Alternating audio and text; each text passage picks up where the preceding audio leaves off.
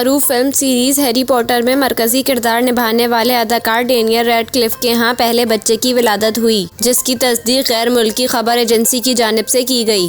33 साला Daniel Radcliffe 38 साला अमरीकी अदाकारा एरिन डार्क के साथ 10 साल से ज़ायद अरसे से ताल्लुक़ में हैं, जबकि अब दोनों के यहाँ पहले बच्चे की पैदाइश न्यूयॉर्क में हुई है। रिपोर्ट्स के मुताबिक दोनों अदाकारों की जानिब से बच्चे की जिन्स और इसकी पैदाइश की तारीख के हवाले से कुछ नहीं बताया गया है। अलबत्ता जोड़े को पीर के रोज़ प्रेम के साथ अस्पताल के बाहर देखा गया। कुछ रोज़ पहले खबर आई थी कि दोनों जल्द वालिदैन बनने वाले हैं। गैर मुल्की मीडिया के मुताबिक दोनों अदाकारों की पहली मुलाकात फिल्म की शूटिंग के दौरान 2013 में हुई थी, जिसके बाद वो अच्छे दोस्त बन गए और फिर डेट करने लगे।